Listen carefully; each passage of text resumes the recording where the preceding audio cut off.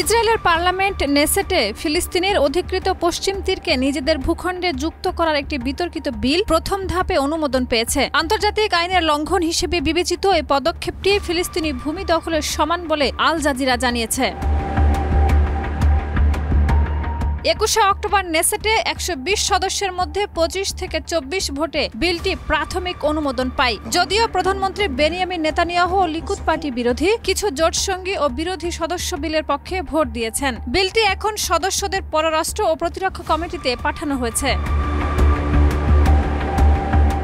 এই ভোটের পটভূমিতে মার্কিন প্রেসিডেন্ট ডোনাল্ড ট্রাম্প পূর্বেই পশ্চিম তীর সংযুক্তির অনুমতি না দেওয়ার ঘোষণা দিয়েছিলেন। শিয়া বাটার ও ভিটামিনে সমৃদ্ধ লিলি বিউটি সোপ, তারুণ্যময় উজ্জ্বল ত্বকের জন্য। রিমার্ক। একই সঙ্গে মার্কিন vice president JD Vance Israel সফরে গাজায় যুদ্ধবিরতি বজায় রাখার চেষ্টা করছেন।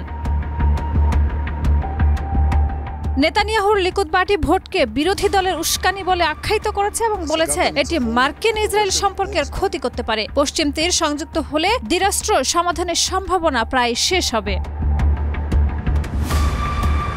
ফিলিস্তিনি পররাষ্ট্র মন্ত্রণালয়, ফিলিস্তিনি স্বাধীনতাকামী সংগঠন, কাতার, সৌদি আরব ও জর্ডান এই পদক্ষেপের তীব্র বিরোধিতা করেছে। তারা বলেছে পশ্চিম তীর, পূর্ব জেরুজালেম ও গাজা ইসরায়েলের সার্বভৌমত্বের বাইরে এবং এই সংযুক্তির আন্তর্জাতিক আইন ও ফিলিস্তিনি অধিকারের স্পষ্ট লঙ্ঘন। বর্তমানে পশ্চিম তীর ও পূর্ব জেরুজালেমে প্রায় 7 লাখ ইসরায়েলি অবৈধ বসতিতে বসবাস করছে, যা আন্তর্জাতিক আইনে অবৈধ।